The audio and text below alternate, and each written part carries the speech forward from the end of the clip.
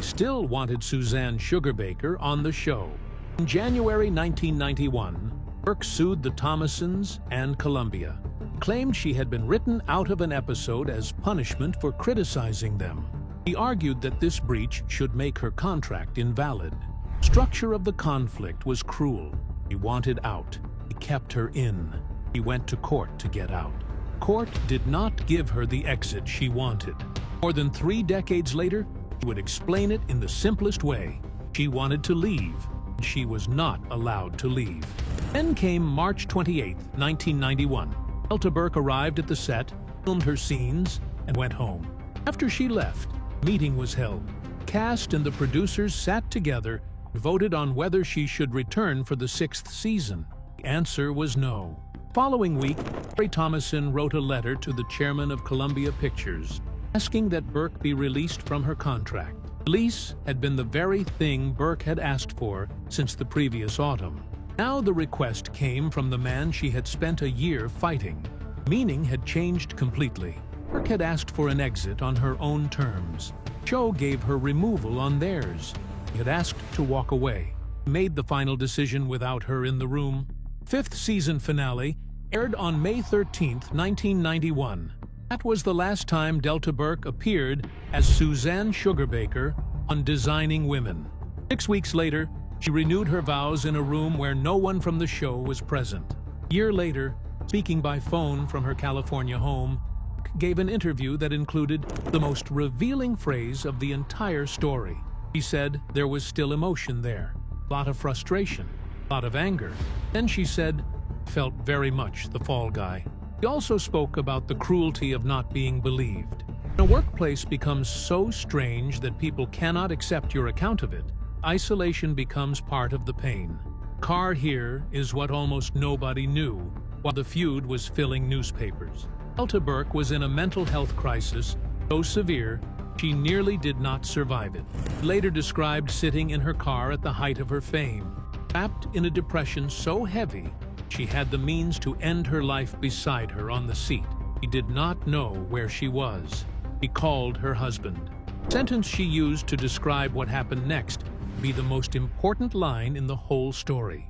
Didn't know where I was. He found me. Place that truth beside the coverage from 1990 and 1991. Press release about daily trials and tribulations. Producer saying she had once been fun and kicky.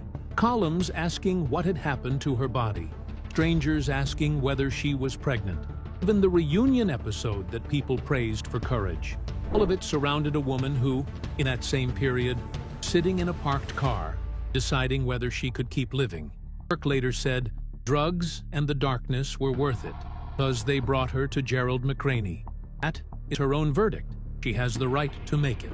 Still, the story shifts once her private crisis is known.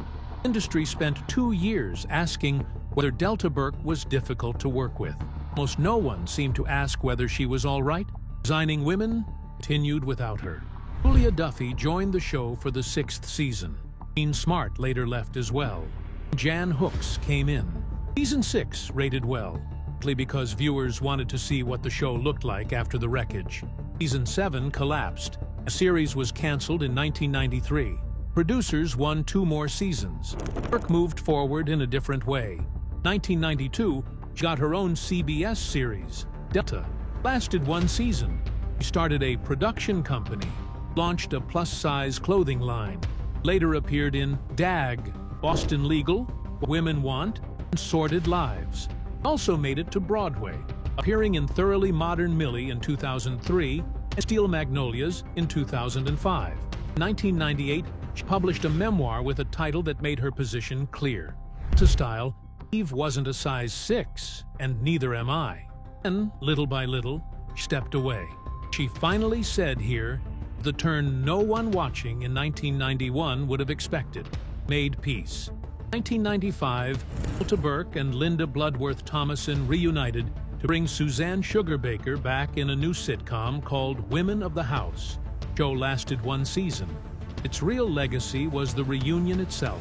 4 years after the feud ended with a vote taken behind Burke's back, 2 women at the center of it found a way to work together again. Dealing with Dixie Carter, took much longer. More than a decade passed after the wedding. Dixie did not attend. And in 2002, guest starred on Family Law.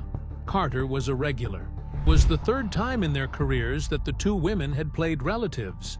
2006, the Museum of Television and Radio honored Linda Bloodworth Thomason, placed her on a panel with all four of her designing women. They sat there together. Timing mattered more than anyone could have known.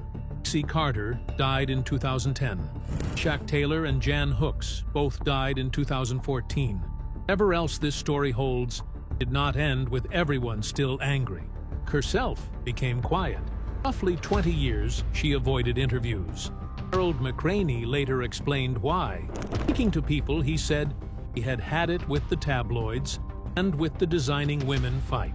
He had grown tired of everything that came with public life. Called it sad because she truly loved acting. Work itself had brought her joy. Machinery around it slowly pushed her away. And on April 19, 2024, she appeared on the glamorous trash podcast Chelsea Devantes. Chose her words carefully. About the exit, she was direct. Got ugly and very sad. Said she arrived at designing women happy and loving everything about it. Then things began to change. She did not explain every detail. Still has not. She did explain was fame. Whatever was happening at work came harder because of the sudden public attention. The combination was more than she could handle. She said the sentence that reshaped the record. Wanted to leave. She was not allowed to leave. And after saying that, refused to let bitterness own the ending. She said she does not know what would have happened to her if she had been allowed to go. Playing gave her an amazing character to get to play. She spoke about Linda Bloodworth Thomason, who was more generous than many people would have been in her place. Described the relationship as love-hate. She said she loves Linda very much, admires much of what she has done, feels thankful for what Bloodworth Thomason did for her. And she added, without going into detail, other issues remain. Also explained the missing 20 years. That may be the saddest part. One day, the joy of acting simply left her.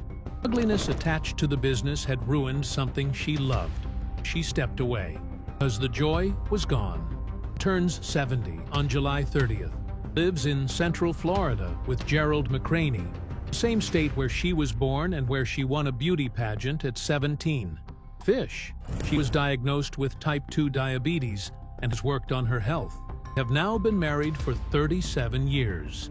Marriage began the year before her career caught fire, lasted through everything that came after. Burke has said she truly loves her life for the first time. Has also said she loves him desperately. McCraney, now in his late 70s, is still working and still taking roles. Has said he would like to work with her again. Burke has made her answer clear. He is not going back.